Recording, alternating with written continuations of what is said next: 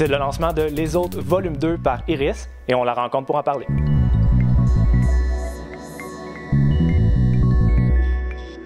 Bonjour Iris. Salut. Ça va bien? Oui, toi. Oui. Félicitations. Merci. C'est le fun. Oui. Est-ce que tu peux nous présenter c'est qui Les Autres? Oui, c'est 4 ados qui sont, comme le dit le slogan, ils sont ni populaires, ni sportifs, ni rebelles. Ils sont les autres. Fait que c'est un peu comme les ados ordinaires, qui est, j'imagine, 95% des ados. Ouais. D'où t'es venue l'idée d'animer une bande d'adolescents? C'était comme un peu une commande de la part de la revue Curium. J'ai approché la revue Curium quand j'ai su qu'elle a commencé à exister. Puis ils m'ont demandé de leur proposer de leur faire un pitch de bande dessinée. Et comme c'est une revue pour ados, j'ai fait des personnages adolescents. Puis c'est quelque chose que j'avais beaucoup aimé faire aussi dans le Stitch Up, qui mettait en scène deux gars plutôt dans la vingtaine, mais on faisait des flashbacks quand ils étaient ados. Puis j'avais adoré faire ces flashbacks-là. Fait que j'étais vraiment ravie de pouvoir répéter l'expérience avec les autres. Là, tu es prépublié dans Curium et tu es habitué au genre un peu plus court, des récits humoristiques sur quelques pages. C'est quoi le défi pour toi d'avoir un mensuel versus un album comme celui-là? Des fois, c'est vraiment difficile de rentrer tout ce que je veux dire ou tout ce que je veux raconter dans 2 pages puis qu'il y ait un punch à la fin tout le temps. Donc, c'est un format auquel j'étais plus ou moins habituée. C'est vrai que oui, le Stitch Up, c'était à chaque semaine, c'était quelques pages aussi, mais le Stitch Up, ça suivait plus, tandis que comme c'est une revue que les jeunes peuvent commencer à lire à partir du 38e numéro comme du 2e, il faut qu'ils puissent apprécier les autres sans nécessairement les connaître. Ouais, donc ça aussi, c'est un défi, puis tout ça en 2 pages.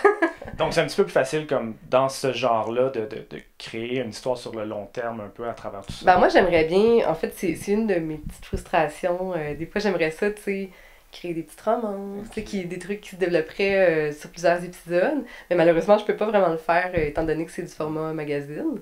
Mais en même temps c'est un beau défi, là. J'aime ça sortir de ma zone de confort un petit peu, puis de devoir faire des histoires comme ça qui sont fermées à chaque 2 pages. C'est le fun aussi. Et là, ici, il est publié chez Bayard Canada. Oui. Et en Europe, c'est Delcourt. C'est ça. Est-ce que tu peux nous expliquer la différence entre les deux? Il y a beaucoup de différences. Le format, je ne sais pas si tu veux qu'on le montre peut-être. Il est beaucoup plus petit. Que l'éditrice chez Delcourt voulait viser un autre public, en fait. Comme chez Bayard Canada, Curium, on vise plutôt les 14-17 ou même un petit peu plus jeunes, début du secondaire, tout ça. Puis l'éditrice chez Delcourt, elle s'est dit, moi, je verrais plus ça comme début vingtaine. Tu sais. Ouais. Là, c'est un peu compliqué pour les lecteurs. Dans le livre de Delcourt, il y a le tome 1 de Bayard plus la moitié du tome 2. OK.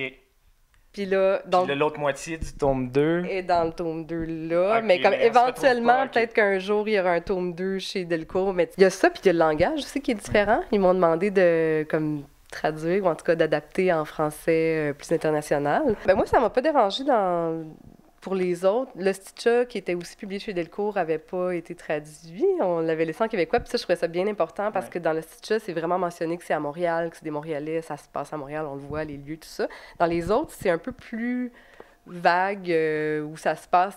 Comme les lecteurs de Curium sont partout dans le Québec, puis même dans le Canada, j'imagine, les lecteurs francophones, je voulais que les ados puissent s'identifier aux autres, peu importe la ville où ils habitent. Donc, c'est juste, on voit que c'est en Amérique à cause des cases, puis tout ça, puis les rues, de la façon qu'ils sont faites.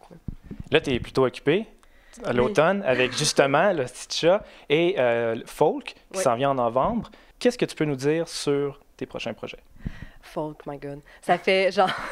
je pense que ça fait 6 ans. Oui, s'il te plaît, merci. Ça fait genre 6 ans ou 7 ans là, que j'ai commencé ce projet-là. C'est un projet que malgré moi, j'ai dû mettre de côté plusieurs fois.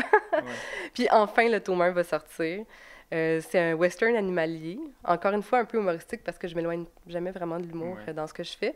Puis c'est ça va être le premier épisode de 4 qui sort en novembre. Puis c'est vraiment excitant. Je suis tellement contente. Enfin, ça aboutit. Puis c'est un livre aussi comme les autres que je fais toute seule parce que j'ai fait beaucoup de collaborations dans le passé. Puis là, je suis vraiment excitée de montrer à mes lecteurs comme, regardez, c'est ça que je suis capable de faire toute seule. C'est le fun. Mais merci beaucoup. Merci d'être venue.